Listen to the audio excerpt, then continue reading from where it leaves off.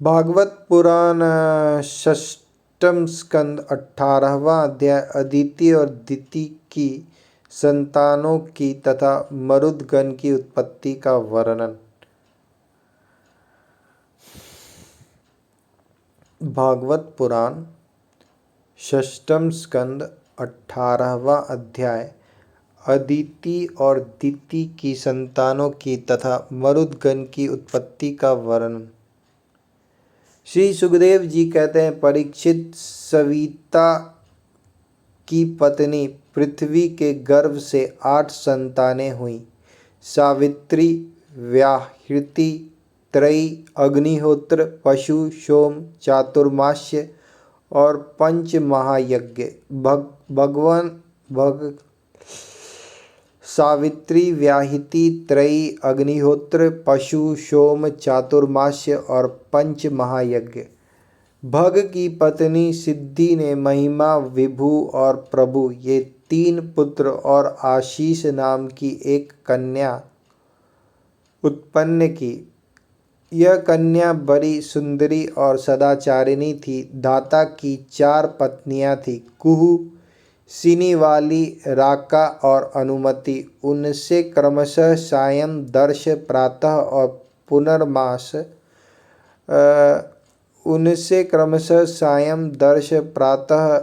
पूर्णमास ये 4 पुत्र हुए। दाता के छोटे भाई का नाम था विधाता। उनकी पत्नी क्रिया थी।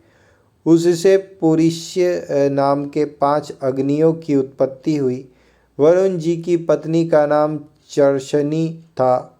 उससे भृगु जी ने पुनः जन्म ग्रहण किया। इसके पहले वे ब्रह्मा जी के पुत्र थे। महायोगी वाल्मीकि जी भी वरुण के पुत्र थे। वाल्मीकि से पैदा होने के कारण ही उनका नाम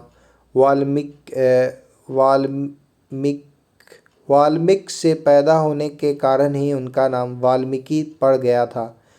उर्वशी को देखकर मित्र और वरुण दोनों का वीर स्खलित हो गया था। उसे उन लोगों ने घड़े में रख दिया। उसी से मुनिवर अगस्त्य और वशिष्ठ जी का जन्म हुआ।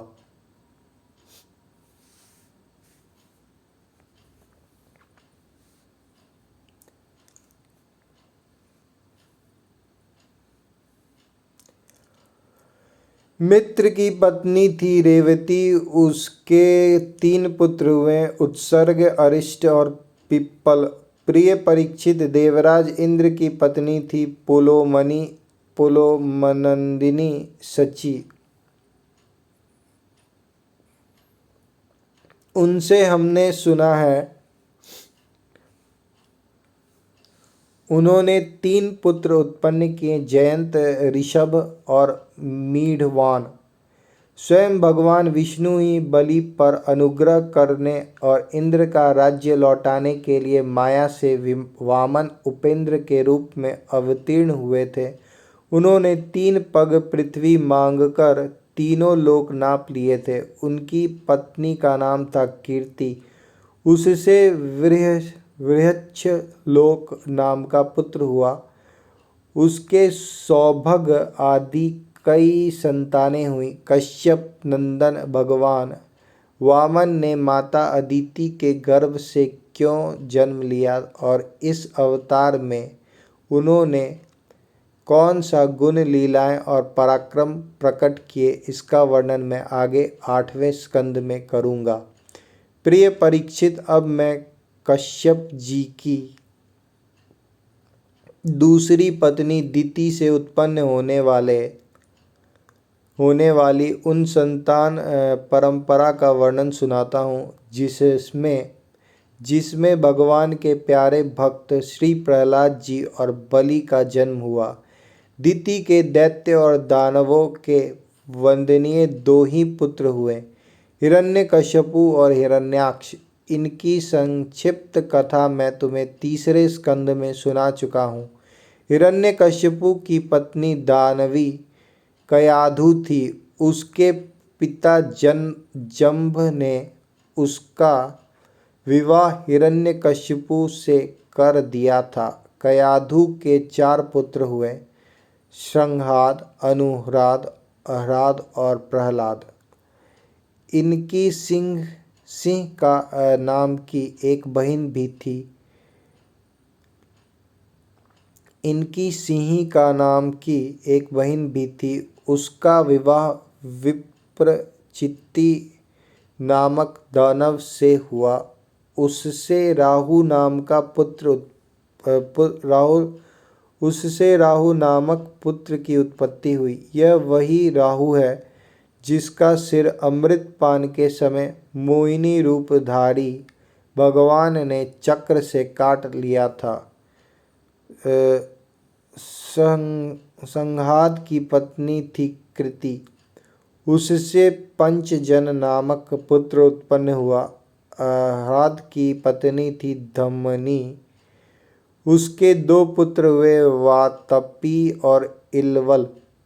इस इलवल ने ही महर्षि अगस्त्य के आतिथ्य के समय वातापी को पकाकर उन्हें खिला दिया था।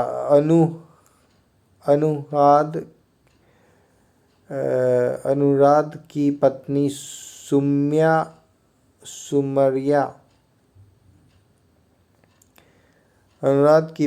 सुम्या थी। उसके दो पुत्र हुए, बाष्कल और महिषासुर। प्रहलाद का पुत्र था विरोचन। उसकी पत्नी देवी के गर्भ से दैत्यराज बलि का जन्म हुआ। बलि की पत्नी का नाम अशना था। उससे बाण आदि 100 पुत्र हुए। दैत्यराज बलि की महिमा गान करने योग्य है।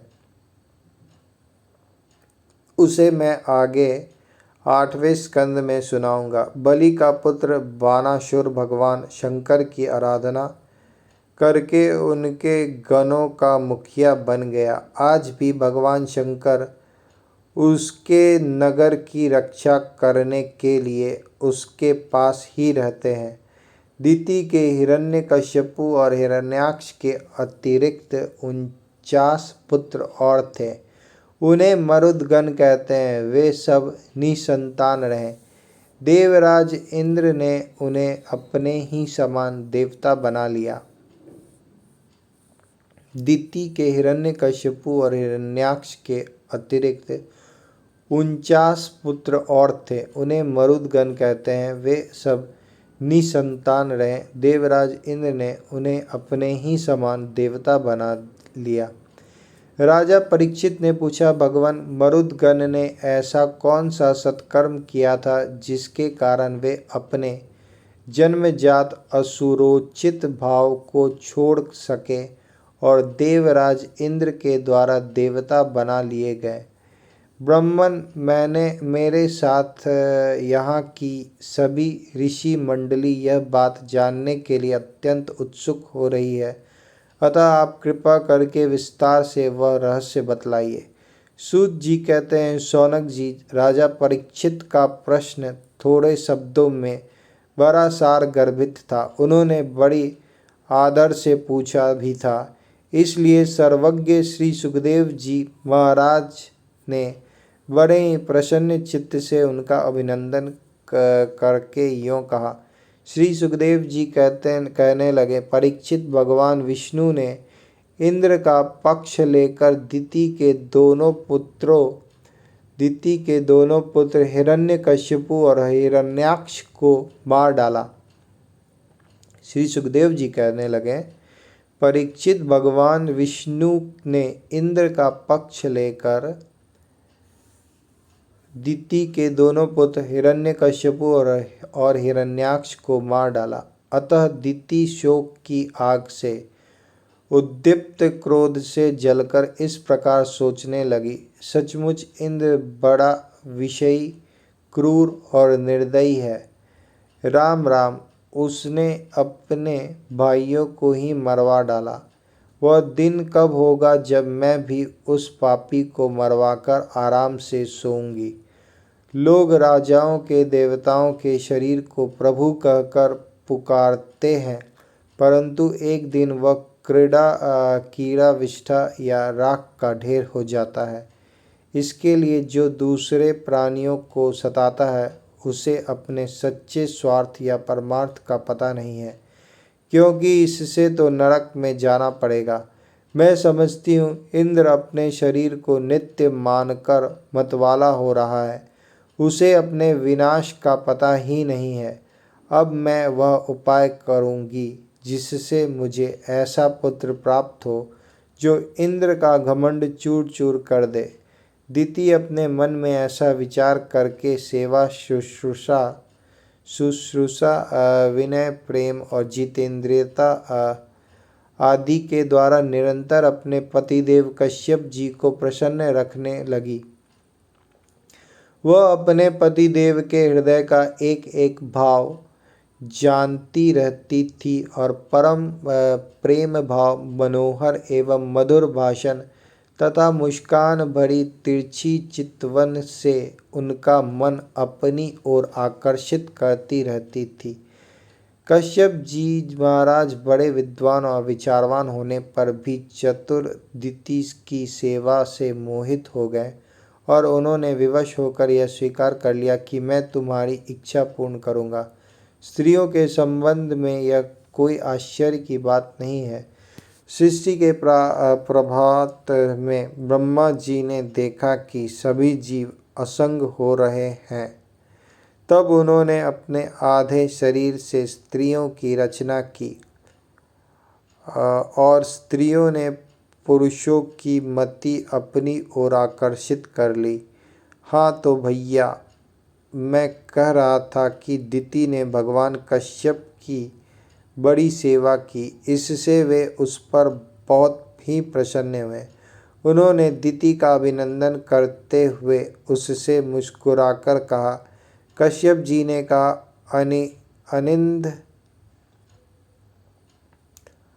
अनिंद सुंदरी प्रिय, मैं तुम पर प्रसन्न हूँ, तुम्हारी जो इच्छा मुझसे मांग लो।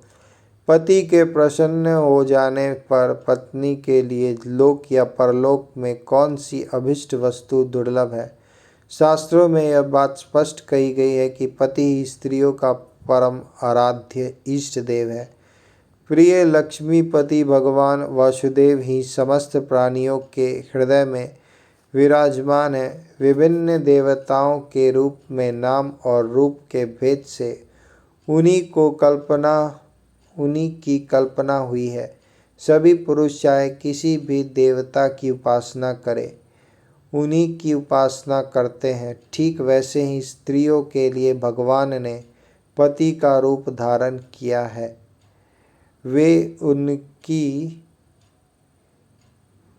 उसी रूप में पूजा करती हैं। इसलिए प्रिय, अपना कल्याण चाहने वाली पतिव्रता स्त्रियां अनन्य प्रेम भाव से अपने पतिदेव की ही पूजा करती हैं, क्योंकि पतिदेव ही उनके परम प्रियतम आत्मा और ईश्वर हैं। कल्याणी, तुमने बड़े प्रेम भाव से भक्ति से मेरी वैसी ही पूजा की है। अब मैं तुम्हारी सब अभिलाषाएं पूर्ण कर दूंगा। असतियों के जीवन में ऐसा होना अत्यंत दुर्लभ है। दिति ने कहा, ब्राह्मण, इंद्र ने विष्णु के हाथों मेरे 2 पुत्र मरवाकर मुझे निपुत्ति बना दिया है। इसलिए यदि आप मुझे मुँह मांगा वर देना चाहते हैं तो कृपा करके एक ऐसा अमर पुत्र दीजिए जो इंद्र को मार डाले। परीक्षित, दिति की बात सुनकर कश्यप जी खिन्न होकर पछताने लगे। वे मन ही मन कहने लगे, हाय हाय, आज मेरे जीवन में बहुत बड़े अधर्म का अवसर आ पहुंचा। देखो तो सही, अब मैं इंद्रियों के विषयों में सुख मानने लगा हूँ। स्त्री रूपिणी माया ने मेरे चित्त को अपने वश में कर लिया है। हाय हाय, आज मैं कितनी दीनहीन अवस्था में हूँ। अवश्य ही अब मुझे नरक में गिरना पड़ेगा। इस स्त्री का कोई दोष नहीं है, क्योंकि इसने अपने जन्मजात स्वभाव का ही अनुसरण किया है। दोष मेरा है जो मैं अपनी इंद्रियों को अपने वश में न रख सका, अपने सच्चे स्वार्थ और परमार्थ को ना समझ सका। मुझ मूड को बार बार धिक्कार है। सच है, स्त्रियों के चरित्र को कौन जानता है। इनका मुंह तो ऐसा होता है जैसे शरद ऋतु का खिला हुआ कमल। बातें सुनने में ऐसी मीठी होती है मानो अमृत घोल रखा हो, परंतु हृदय वह तो इतना तीखा होता है कि मानो चूड़े की पैनी धार हो। इसमें संदेह नहीं कि स्त्रियां अपनी लालसाओं की होती हैं कठपुतली होती हैं। सच पूछो तो वे किसी से प्यार नहीं करती। स्वार्थवश वे अपने पति, पुत्र और भाई तक को मार डालती हैं या मरवा डालती हैं। अब तो मैं कह चुका हूँ कि जो तुम मांगोगी दूंगा। मेरी बात झूठी नहीं होनी चाहिए, परंतु इंद्र भी वध करने योग्य नहीं है। अच्छा, अब तुम इस विषय में मैं यह युक्ति कहता हूँ। प्रिय परीक्षित, सर्वसमर्थ कश्यप जी ने इस प्रकार मन ही मन अपनी भर्त्सना करके दोनों बात बताने का उपाय सोचा और फिर तनिक रुष्ट होकर दिति से कहा,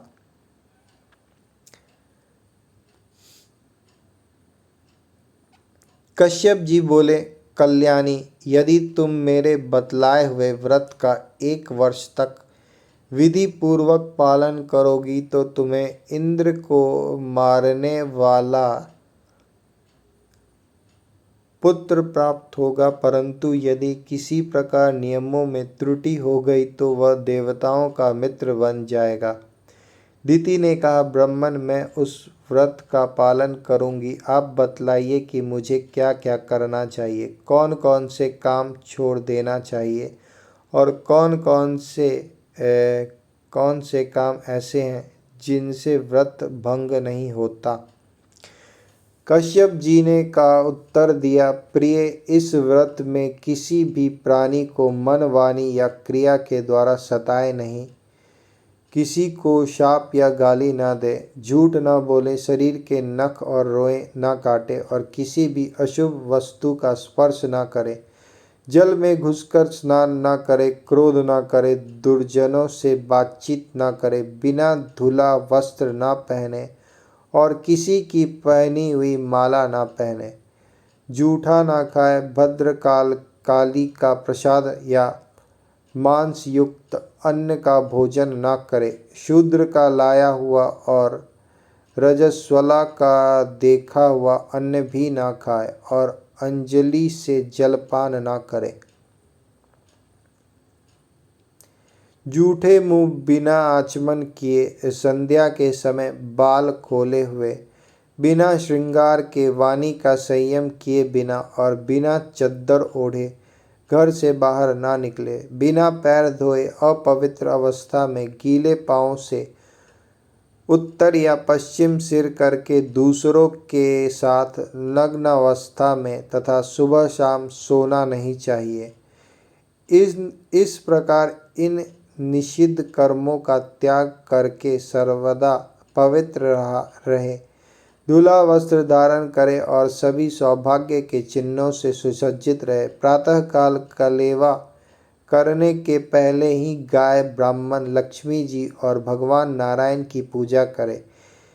इसके बाद पुष्पमाला, चंदनादि सुगंध द्रव्य, नैवेद्य और आभूषण आदि से सुहागिनी स्त्रियों की पूजा करे तथा पति की पूजा करके उसकी सेवा में संलग्न रहे और यह भावना करती रहे कि पति का तेज मेरी कोख में स्थित है। प्रिय, इस व्रत का नाम पुंसवन है। यदि 1 वर्ष तक तुम इसे बिना किसी त्रुटि के पालन कर सकोगी तो तुम्हें कोख से इंद्र घाती पुत्र उत्पन्न होगा। परीक्षित, दिति बड़ी मनस्विनी और दृढ़ निश्चय वाली थी। उसने बहुत ठीक कहकर उनकी आज्ञा स्वीकार कर ली। अब दिति अपनी कोख में भगवान कश्यप का वीर और जीवन में उनका बतलाया हुआ व्रत धारण करके अनायास ही नियमों का पालन करने लगी। प्रिय परीक्षित, देवराज इंद्र अपनी मौसी दिति का अभिप्राय जान बड़ी बुद्धिमानी से अपना वेश बदलकर दिति के आश्रम पर आए और उनकी सेवा करने लगे। वे दिति के लिए प्रतिदिन समय समय पर वन से फूल, फल, कंद मूल, समीधा, कुश, पत्ते, दूब, मिट्टी और जल लाकर उनकी सेवा में समर्पित करते।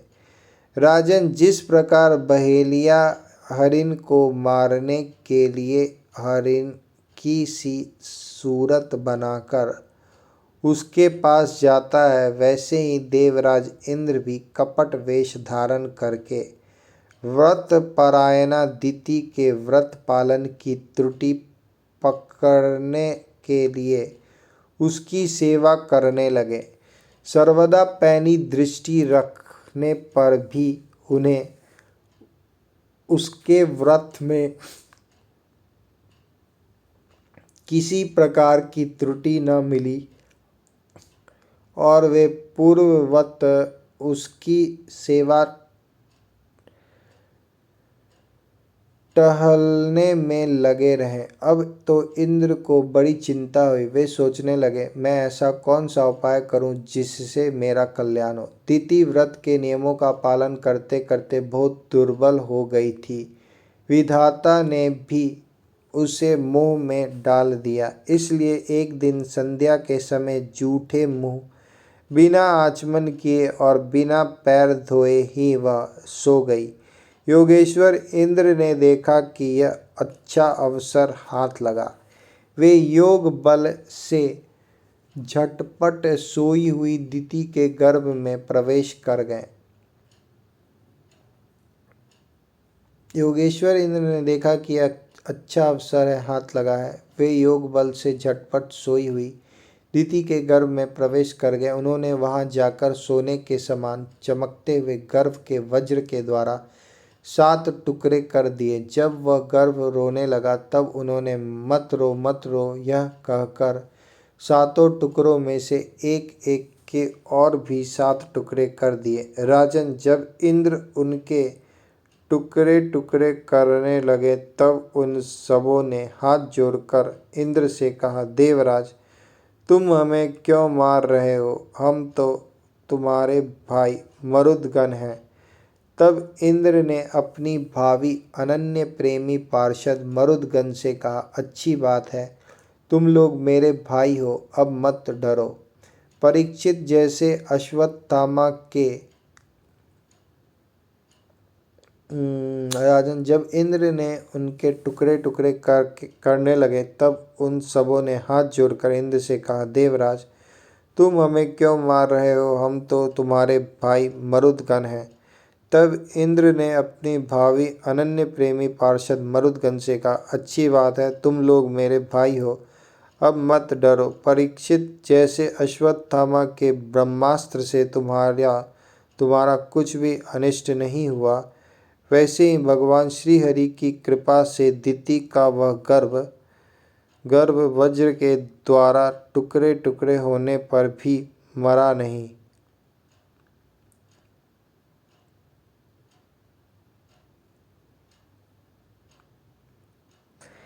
इसमें तनिक भी आश्चर्य की बात नहीं है, क्योंकि जो मनुष्य एक बार भी आदि पुरुष भगवान नारायण की आराधना कर लेता है वह उनकी समानता प्राप्त कर लेता है। फिर दिति ने तो कुछ ही दिन कम 1 वर्ष तक भगवान की आराधना की थी। अब वे 49 मरुदगण इंद्र के साथ मिलकर 50 हो गए।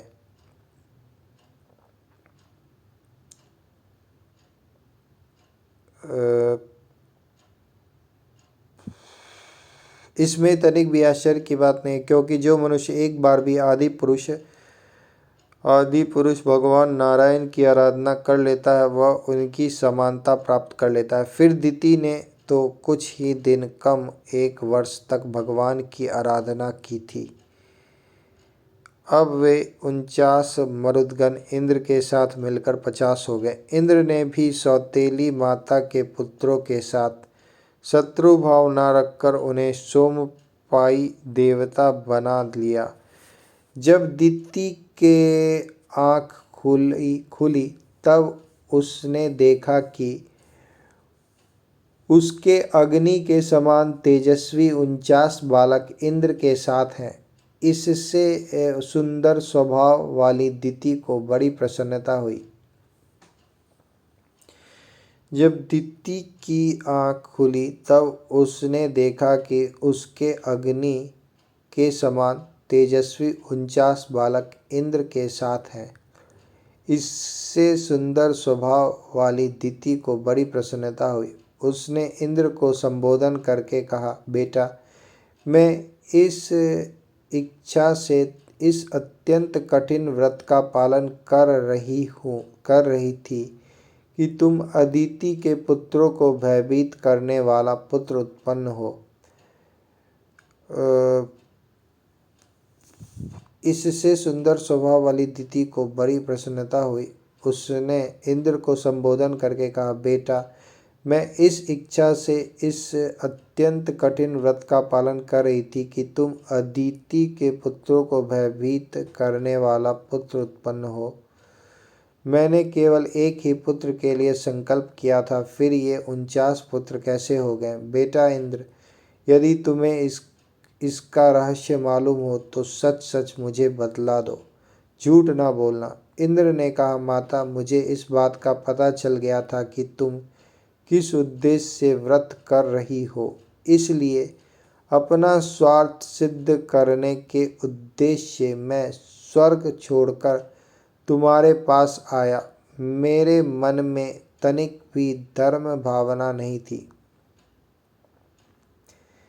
इंद्र ने कहा, माता, मुझे इस बात का पता चल गया था कि तुम किस उद्देश्य से व्रत कर रही हो, इसलिए अपना स्वार्थ सिद्ध करने के उद्देश्य से मैं स्वर्ग छोड़कर तुम्हारे पास आया। मेरे मन में तनिक भी धर्म भावना नहीं थी। इसी से तुम्हारे व्रत में त्रुटि होते ही मैंने उस गर्व के टुकड़े टुकड़े कर दिए। पहले मैंने उसके 7 टुकड़े किए थे, तब वे 7 टुकड़े 7 बालक बन गए। इसके बाद मैंने फिर एक एक के 7 टुकड़े कर दिए, तब भी वे न मरे बल्कि 49 हो गए। यह परम आश्चर्यमयी घटना देखकर मैंने ऐसा निश्चय किया कि परम पुरुष भगवान की उपासना की यह कोई स्वाभाविक सिद्धि है। जो लोग निष्काम भाव से भगवान की आराधना करते हैं और दूसरी वस्तुओं की तो बात ही क्या, मोक्ष की भी इच्छा नहीं करते, यह परम आश्चर्यमयी घटना देखकर मैंने ऐसा निश्चय किया कि परम पुरुष भगवान की उपासना की यह कोई। तब वे 7 टुकड़े 7 बालक बन गए। इसके बाद मैंने फिर एक एक के 7 टुकड़े कर दिए, तब भी वे न मरे बल्कि 49 हो गए। यह परम आश्चर्यमयी घटना देखकर मैंने ऐसा निश्चय किया कि परम पुरुष भगवान की उपासना की यह कोई स्वाभाविक सिद्धि है। जो लोग निष्काम भाव से भगवान की आराधना करते हैं और दूसरी वस्तुओं की तो बात ही क्या, मोक्ष की भी इच्छा नहीं करते, वे ही अपने स्वार्थ और परमार्थ में निपुण हैं। भगवान जगदीश्वर सबके आराध्य देव और अपनी आत्मा ही हैं। वे प्रसन्न होकर अपने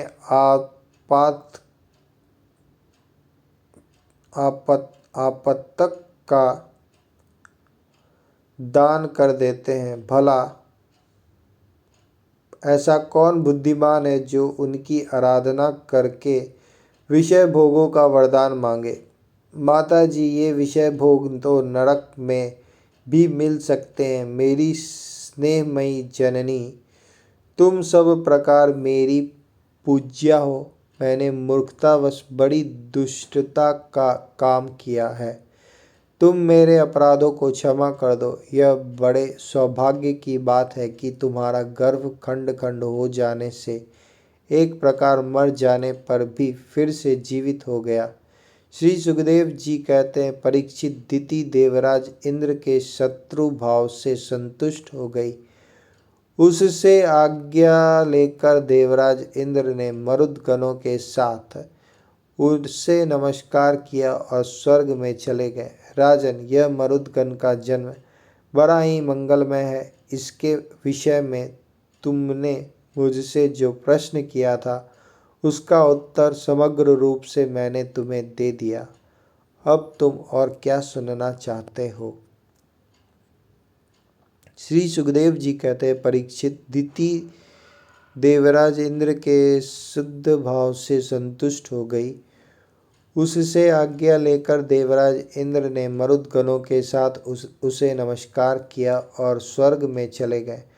राजन, यह मरुदगण का जन्म बड़ा ही मंगलमय है। इसके विषय में तुमने मुझसे जो प्रश्न किया था उसका उत्तर समग्र रूप से मैंने तुम्हें दे दिया। अब तुम और क्या सुनना चाहते हो?